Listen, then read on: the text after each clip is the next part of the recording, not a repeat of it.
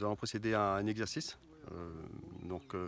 On va simuler un début d'incendie dans une zone qui avait déjà brûlé, avec donc le dispositif préventif curatif, donc notre GIF, qui est positionné sur le secteur du Maïdo, qui va intervenir. Donc il va recevoir une demande de secours, il va arriver, déployer ses moyens et faire le pourtour de cet incendie et l'éteindre.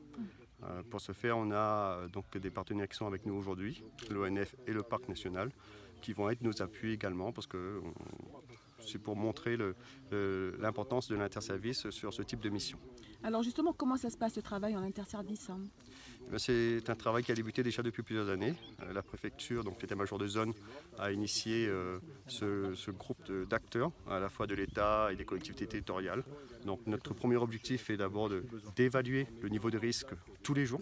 Donc on se rencontre tous les jours à Météo France pour quelques partenaires pour évaluer ce niveau de risque. Ensuite, nous y mettons une réponse opérationnelle. Donc, par exemple, aujourd'hui sur le Maïdo, aujourd'hui on a un GIF en fonction du niveau de risque qui a été déterminé. Un GIF, c'est quoi un GIF? Un GIF, c'est un groupe d'intervention feu de forêt. Et nous avons une réunion hebdomadaire, toujours sous l'égide de la préfecture, pour coordonner l'ensemble de nos actions. Le SDIS, pour sa part, il est en charge de faire en sorte que tous les jours les moyens soient disposés de façon judicieuse dans l'ensemble des massifs de la Réunion. Donc on dispose des éco-gardes du Parc national, des patrouilles de l'ONF, de nos moyens propres. On peut avoir l'appui des forces de police et de gendarmerie et également les FASOI, donc les forces armées, qui peuvent venir en renfort lorsque le risque devient exceptionnel. C'est un exercice obligatoire avant la saison des feux? Non, mais c'est un exercice qui fait du bien à tout le monde parce que ça nous remet dans l'action.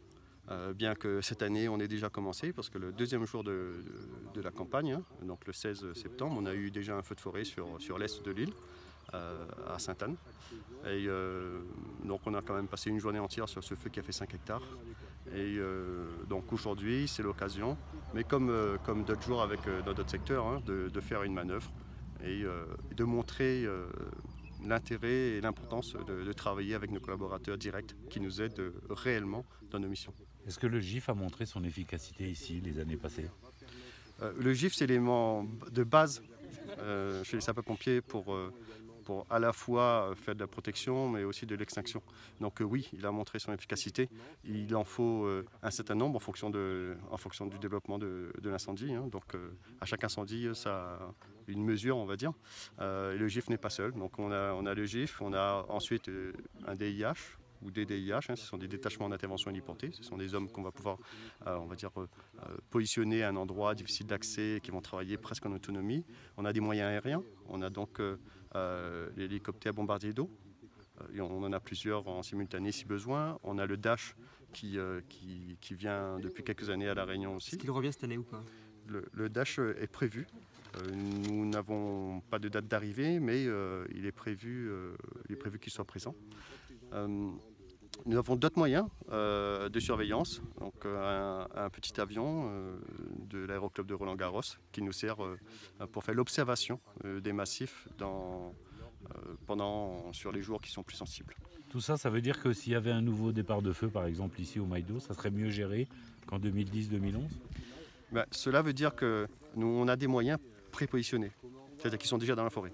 Au lieu qu'ils sortent, prenons le cas du Maïdo, au lieu que les engins arrivent de Saint-Paul, de Saint-Leu, du Bernica, aujourd'hui ils sont déjà, on va dire, dans un délai plus raisonnable de travail.